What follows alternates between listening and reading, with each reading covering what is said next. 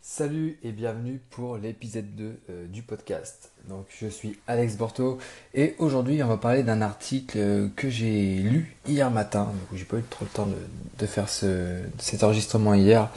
Mais du coup je profite de la matinée pour vous en parler rapidement. Et c'est un article sur la vulnérabilité et plus précisément les gens qui mettent un petit peu en scène cette vulnérabilité sur les réseaux sociaux. Et donc il y a quelqu'un que je suis beaucoup, qui s'appelle Ramit Sethi, qui a publié un truc là-dessus. Et du coup je trouvais ça super intéressant de vous en parler, parce que voilà, on voit vraiment, enfin en tout cas dans mon milieu entrepreneurial, on va dire, beaucoup de monde qui partage ses vulnérabilités, qui disent comment voilà j'ai fait telle faute, tel échec, etc. Alors c'est vrai que parfois c'est bien de parler de ses échecs, mais justement une chose intéressante dans cet article, c'est que en fait les gens qui partagent ça souvent le font juste pour en gros se faire mousser sur les réseaux sociaux, mais pas vraiment pour autre chose, quoi. Et le pire c'est que ça marche, quoi, parce que ça permet d'obtenir vraiment beaucoup de soutien de la part de ses amis virtuels, on va dire. Et donc voilà. Et du coup l'autre chose qui est importante là-dessus, c'est que en fait quand on parle de ses vulnérabilités, on peut le faire, hein, c'est pas un souci, mais le truc c'est que en fait ça dépend de son statut. C'est l'auteur de l'article qui explique ça justement, et qui explique que si on est quelqu'un qui a entre guillemets réussi et qui a eu beaucoup d'expérience dans sa vie, pardon, du coup voilà, quand il partage ses vulnérabilités, on peut apprendre quelque chose, on peut on va dire s'élever grâce à son expérience. Donc ça c'est plutôt cool. Mais par contre, quand c'est quelqu'un qui n'a pas un grand statut, qui n'a pas réussi ou qui démarre tout juste et qui donne des leçons de vie, des expériences, c'est plus, on va dire, alors, l'auteur lui il a ses caches, hein, il lui balance, ouais c'est un loser, quoi, quand tu montes ta vulnérabilité et que tu n'as pas un grand statut ou pas des accomplissements très très élevés, c'est plus t'es un loser, t'es en train de parler sur ce que t'as à peine fait. Et donc le mieux à faire en fait c'est plus de faire quelque chose qui vaille le coup qu'on en parle, pour après en parler éventuellement. Mais voilà, le but c'est vraiment plus de passer à l'action que de entre guillemets pleurer sur son sort pour ce qu'on n'a pas réussi à faire alors qu'on a essayé 2 semaines, quoi. Donc voilà, j'ai trouvé ça super intéressant. Et,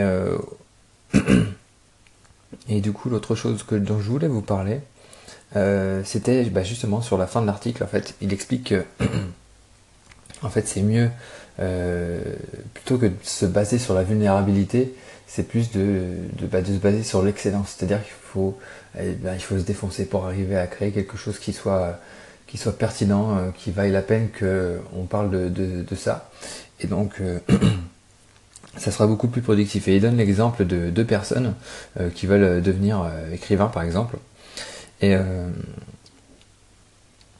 le premier, par exemple, va essayer d'aider les gens, devenir un coach de vie, et puis il va écrire un petit peu sur ses expériences de vie, machin, ses émotions, pour que les autres personnes puissent le lire.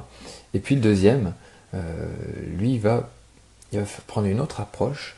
Il va essayer de s'inspirer d'autres écrivains, d'écrire tous les jours, en ajoutant de nouvelles idées, même en y passant des nuits, et pour obtenir des retours sur son écriture et tout ça. Et il dit qu'au bout d'un an, il demande au bout d'un an quelle est la personne qui ira plus loin. Est-ce que ça sera la personne qui passera son temps à parler de choses qui sont peut-être un peu superficielles, ou est-ce que c'est l'autre qui aura travaillé et qui aura vraiment donné du cœur à l'ouvrage, qui sera le plus joyeux après dans sa vie? C'est clair que ça sera le deuxième, parce qu'il aura passé le temps, il aura bossé, et après il aura sûrement des choses à raconter intéressantes.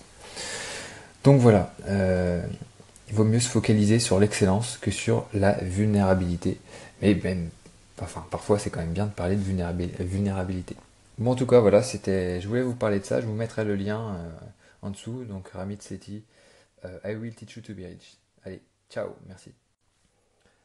Ah oui, une chose aussi dont je voulais vous parler, c'est que parler régulièrement de vulnérabilité sur les réseaux sociaux va attirer un certain type de personnes en fait.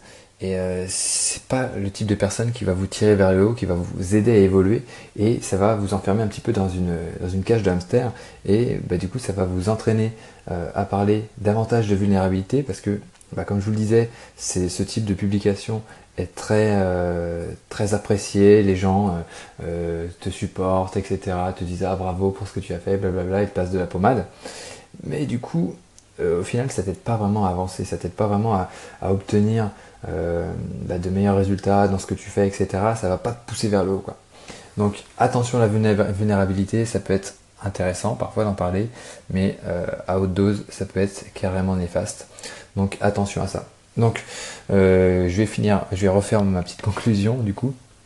Et surtout, voilà, je t'encourage à me poser des questions, n'hésite pas. Alors, je sais pas sur quelle plateforme tu écouteras ça, mais trouve le moyen de me contacter, c'est vraiment pas difficile. Et donc, pose-moi des questions et parle-moi éventuellement de choses que tu as découvertes et qui pourraient être intéressantes. Et puis, je te mettrai aussi le lien de l'article dont je parlais en description. Donc voilà, merci de m'avoir écouté et à très bientôt pour un nouvel épisode. Ciao.